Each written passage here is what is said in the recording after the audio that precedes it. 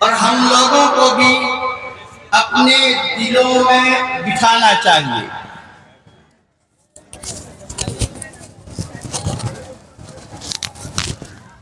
میں نے آپ کے سامنے بہت چھوٹی حدیث پاک کو پڑھا ہے۔ فرمایا رسول اللہ صلی اللہ علیہ وسلم نے کہ میری امت کا سب سے اشرف بہتر انسان وہ لوگ ہیں جو حامل قرآن ہیں، یعنی حافظ قرآن ہیں۔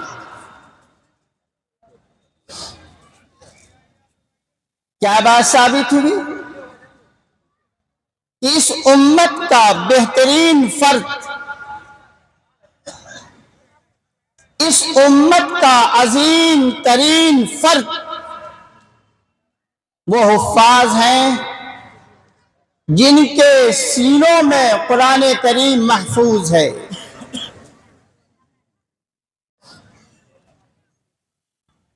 یہی وجہ ہے اللہ تعالی نے اپنا لقب حافظ قرآن کو دیا ہے۔ آپ کو معلوم ہونا چاہیے کہ حافظ یہ ایک لقب ہے اور اللہ تعالی کا لقب ہے۔ اللہ نے خود کہا ہے وَإِنَّا لَهُ لَحَافِظُونَ، کہ میں قرآن کریم کا حافظ یعنی محافظ ہوں۔ تو اللہ نے اپنا لقب قرآن کریم میں حافظ رکھا ہے، اور وہ لقب کس کو مل رہا ہے؟ ان بچوں کو مل رہا ہے، ان افراد کو مل رہا ہے، ان اشخاص کو مل رہا ہے کہ جن کے سینے میں قرآن کریم محفوظ ہے۔ یہ کم بڑی بات نہیں ہے کہ اللہ کے لقب سے یہ حفاظ ملقب ہو رہے ہیں، متصف ہو رہے ہیں۔ اور بزرگوں سنیے، حدیث میں آتا ہے کہ صحابہ کرام رضوان اللہ تعالی علیہم اجمعین تشریف فرما ہے۔ نبی کریم صلی اللہ علیہ وسلم جلوہ افروز ہیں۔ فرمایا اے لوگوں، اللہ کے کچھ خاص بندے ہیں، اللہ کے کچھ خاص بندے ہیں۔ صحابہ کرام متوجہ ہو گئے۔ فرمایا یا رسول اللہ، وہ کون لوگ ہیں جو اللہ کے خاص بندے ہیں؟ تو رسول اللہ صلی اللہ علیہ وسلم نے فرمایا یہ وہ لوگ ہیں جو حافظ قرآن ہیں۔ بزرگ اندازہ کیجئے کہ یہ حفاظ، یہ علماء جن کے سینوں میں قرآن کریم محفوظ ہے، یہ خاصان خدا ہیں، اللہ کے خاص بندے ہیں۔ یہی وجہ ہے طبرانی کی روایت میں موجود ہے کہ نبی کریم صلی اللہ علیہ وسلم نے فرمایا کہ حافظ قرآن، یہ حفاظ جنت کے اندر جنتیوں کے مانیٹر ہوں گے۔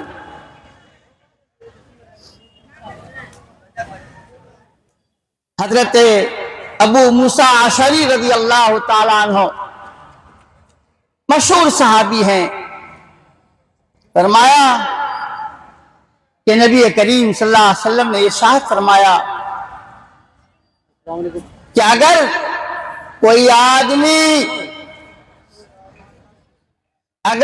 آدمی اس بوڑھے کا اکرام کرتا ہے جن کی داڑھی کے بال سفید ہو چکے ہیں،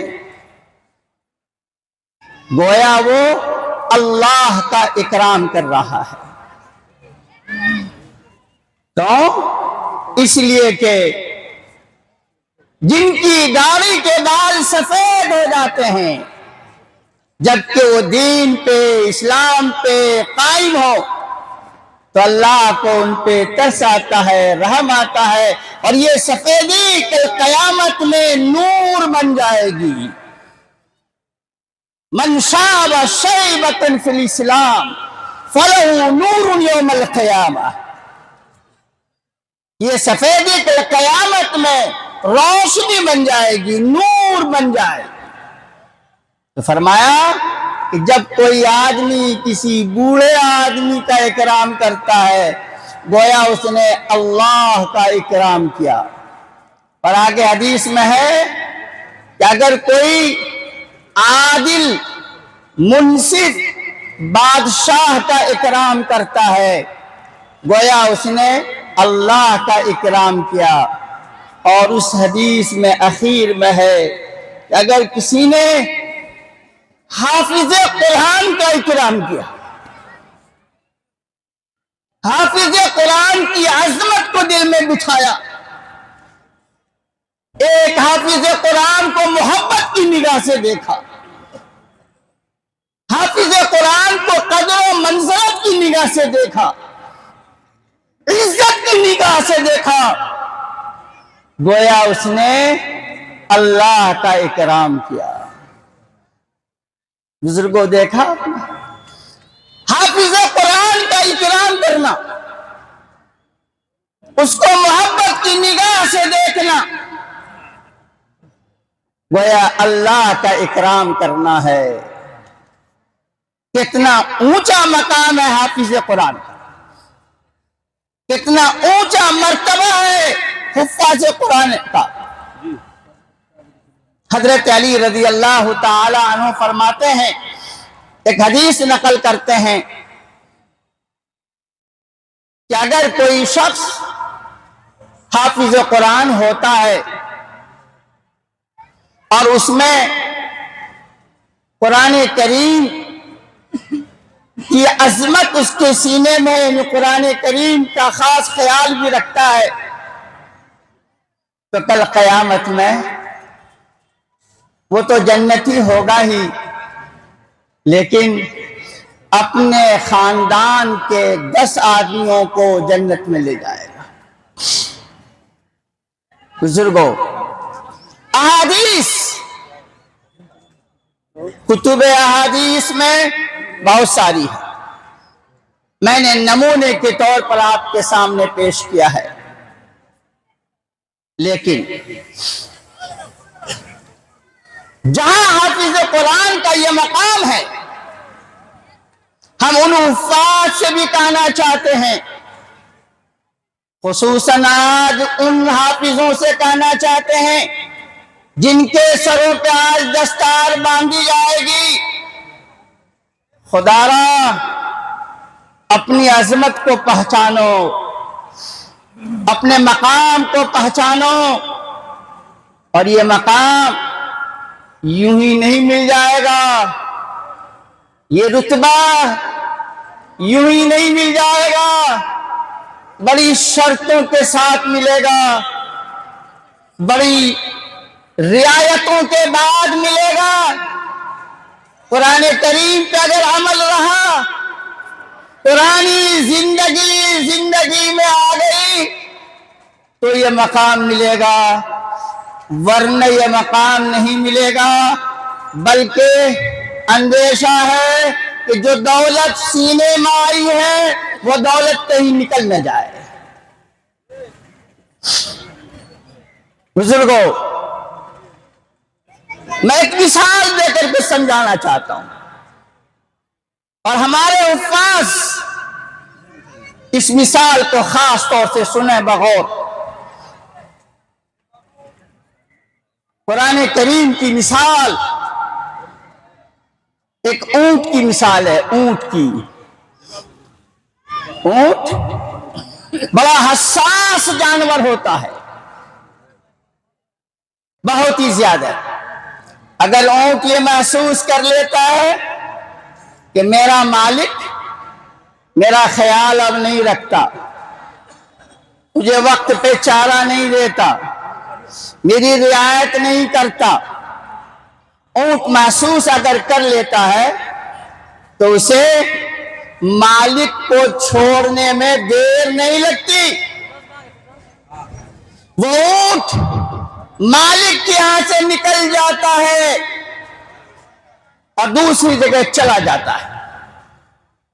بزرگوں یاد رکھیے، میرے عزیز بچوں سنو، قرآن کریم کی یہی مثال ہے. اگر قرآن کریم کا خیال نہیں رکھا، صبح و شام اس کی تلاوت نہیں کی، اپنی زندگی میں قرآنی ہوا کو نہیں لایا، قرآن کریم کے مطابق زندگی نہیں گزاری، تو اندیشہ ہے کہ سینوں سے قرآن کریم نکل جائے.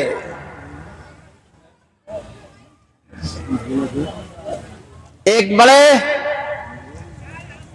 عالم اپنا واقعہ نقل کرتے ہیں. ہشام کلبی فرماتے ہیں کہ میرا قرآن کریم کا یاد کرنا بھی بڑا عجیب اور قرآن کریم کا بھول جانا بھی بڑا عجیب ہے. ہشام کلبی کہتے ہیں کہ میں قرآن کریم جب پڑھنا شروع کیا تو میں توجہ نہیں دے رہا تھا، تو میرے چچا نے مجھے غیرت دلائی، میاں تمہیں قرآن کریم یاد نہیں ہو سکتا، تم حافظ نہیں ہو سکتے ہو. میرے دل کو ٹھیس لگی. فرماتے ہیں کہ میں نے قسم کھا لی اور میں ایک روم میں بند ہو گیا اور قسم یہ کھائی کہ جب تک قرآن کریم کو یاد نہیں کر لوں گا میں اس روم سے نہیں نکلوں گا. فرماتے ہیں اللہ کے فضل سے 3 دنوں میں نے قرآن کریم یاد کر لیا. کتنے دنوں میں؟ 3 دنوں میں قرآن کریم کو میں نے یاد کر لیا. میں حافظ قرآن ہو گیا. کچھ دنوں کے بعد میری داڑھی بہت بڑھ گئی تھی.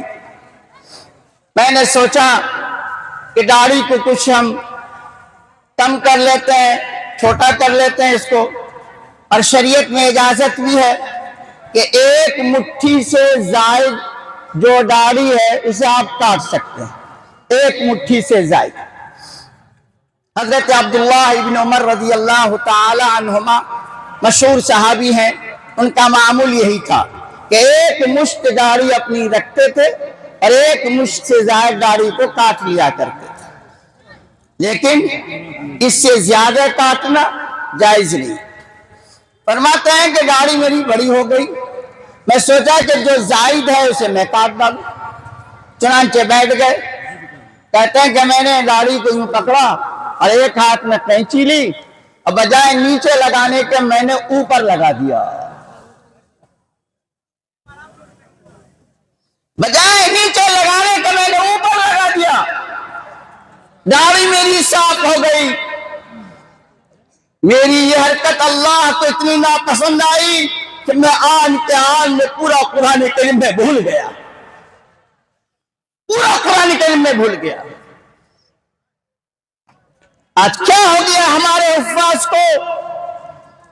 حافظ قرآن ہو جاتے ہیں، وضع قطع ان کی ٹھیک نہیں رہتی ہے، چہرہ مورا ان کا ٹھیک نہیں رہتا ہے، وہ نماز کے پابند نہیں رہتے ہیں. مجھے کہنے دیجئے، کیونکہ میں نے اسی ماحول میں یہ بال پکایا ہے.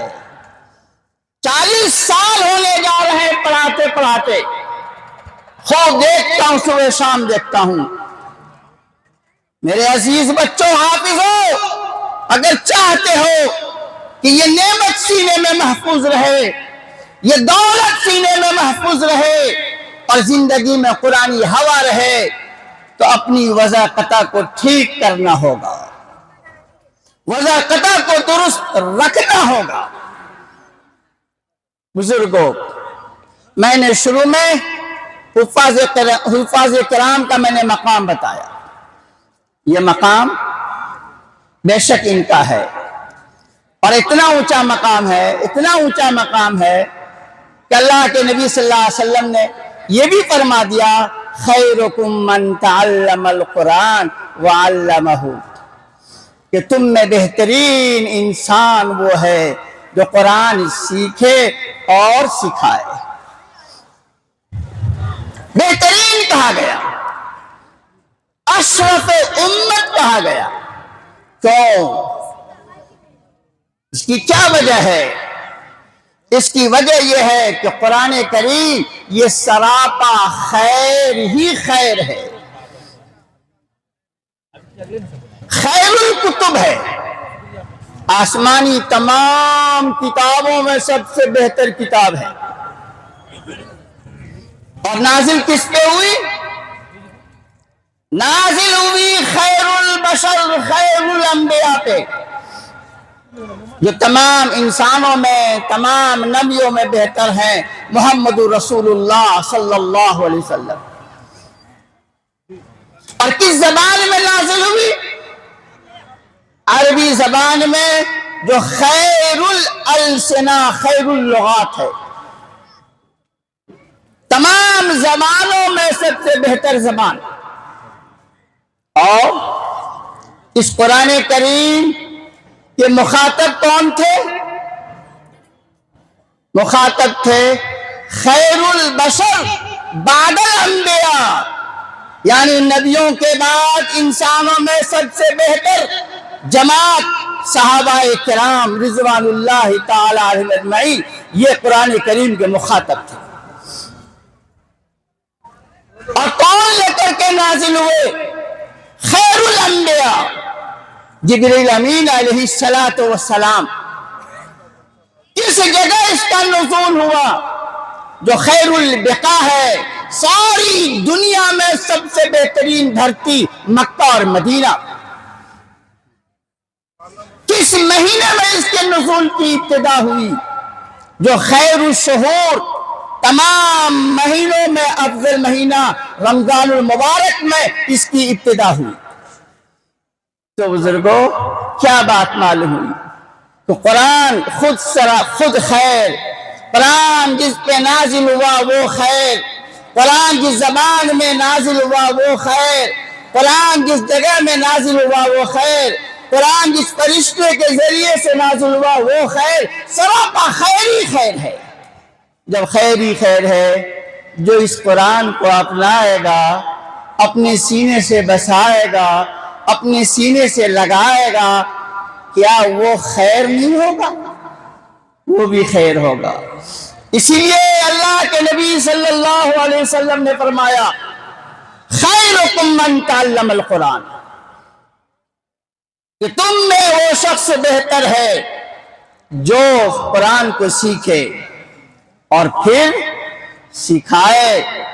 بزرگوں، یاد رکھیے، جہاں متعلمین کو خیر کہا گیا، وہیں معلمین کو، علماء کو بھی خیر کہا گیا۔ اور آگے میں اس کی وضاحت کرتے ہوئے میں آپ کو کہنا چاہتا ہوں، وہ جگہ بھی بہترین جگہ ہے، خیر الامکنہ ہے، جہاں قرآن کریم کی تعلیم دی جاتی ہو۔ وہ چٹائی، مدرسے کی وہ جگہ، وہ درسگاہ جہاں قرآن کریم سکھایا جاتا ہو، وہ خیر الامکنہ ہے۔ اور آگے سنیے، علماء نے لکھا ہے، اس خیر کے اندر داخل وہ لوگ بھی ہیں جو مدرسے کی فکر کرتے ہیں، جو تعلیم قرآن کریم کی فکر کرتے ہیں، یعنی معاونین، جو معاونت کرتے ہیں، جو مدرسے کی تعمیر میں اپنا مال لگاتے ہیں، جو دعائیں دیتے ہیں، جو اوقات لگاتے ہیں، جو اچھی نگاہ سے محبت کی نگاہ سے دیکھتے ہیں، وہ بھی اس کے اندر داخل ہے۔ وہ کیوں؟ اس لیے کہ سب کو نسبت حاصل ہو رہی ہے قرآن کریم کی، سب کو نسبت قرآن کریم کی حاصل ہو رہی ہے۔ جہاں قرآن کریم کی نسبت جائے گی وہ خیر ہو جائے گا، وہ بہتر ہو جائے گا۔ اسی لیے بزرگوں، ہمارے اکابر کہتے ہیں کہ سب سے بڑا کام مدرسے والوں کا کام ہے۔ کیوں؟ اس لیے کہ ان کا کام قرآنی کام ہے، وہ قرآن کریم کی تعلیم اور تعلم کی فکر کرتے ہیں۔ بزرگوں، میرا وقت ہونے جا رہا ہے، میں آپ سے یہ کہنا چاہتا ہوں، حفاظ کرام کا یہ مقام اور رتبہ جو ہم نے سنا ہے، کیا ہمارے دل میں یہ بات نہیں آتی کہ کاش کہ اس مقام والا بچہ ہمارے گھر میں بھی رہے؟ کیا ہمارے دل میں یہ بات نہیں آتی کہ ہمارے 4 بیٹوں میں ایک بیٹا ہمارا حافظ قرآن ہو جائے؟ ٹھیک ہے، بیٹا کو ڈاکٹر بھی ہونا چاہیے، انجینئر بھی ہونا چاہیے، پائلٹ بھی ہونا چاہیے، بڑا سے بڑا افسر بھی ہونا چاہیے، امت کو ہر فرد کی ضرورت ہے، لیکن ہم اس بات کو بھی سوچیں کہ ہمارے گھر میں ایک حافظ قرآن بھی رہے، کہ اس کی برکت سے ہمارے سارے گھر میں برکت نازل ہوگی، اس کی برکت سے ہماری مغفرت ہوگی، اس کی برکت سے جنت میں ہمارا داخلہ ہوگا۔ اس نیت سے ہمیں یہ فکر کرنی چاہیے کہ ہم میں کا ہر شخص یہ فکر کرے کہ ہماری اولاد میں ہمارا ایک بچہ حافظ قرآن ہو اور عالم دین ہو، عالم قرآن و سنہ ہو۔ جزاک اللہ۔ بس آخری بات میں کہہ کے اپنی بات کو ختم کر رہا ہوں۔ ہمارے محترم نے کہہ دیا جزاک اللہ، یہ گویا کہ ایک سنگل ہے کہ آپ بس کیجئے۔ بس آخری بات، جب اورنگزیب بادشاہ کا بیٹا حافظ قرآن ہوا تو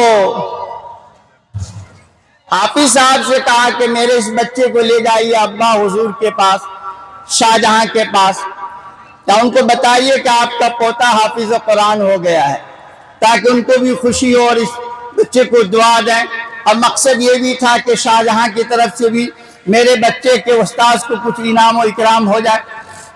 لے کے گئے، حافظ صاحب نے کہا کہ حضور یہ آپ کا پوتا ہے، حافظ قرآن ہو گیا ہے، بڑی خوشی کی بات ہے۔ شاہجہاں رونے لگے، آنکھوں سے آنسو جاری۔ اب یہ پریشان، حافظ صاحب الٹے پیر آئے اورنگزیب کے پاس، کہ وہ تو رو رہے ہیں بجائے خوش ہونے کے، کہ اچھا چلو چلتے ہیں۔ اورنگزیب آئے کہ ابا حضور آپ کا پوتا حافظ قرآن ہو گیا ہے اور آپ رو رہے ہیں، کیا کہا؟ میرے بزرگوں، اس جملے کو اپنے دلوں پہ بٹھائیے۔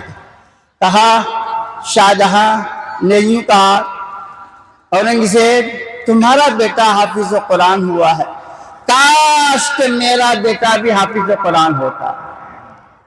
اورنگزیب کے دل میں بات لگی، بڑے عالم تھے اور حکومت کو سنبھال رہے ہیں، لیکن اس کے باوجود انہوں نے ارادہ کر لیا کہ مجھ کو حفظ قرآن کرنا ہے، اور چند مدتوں میں وہ حافظ قرآن ہو گئے۔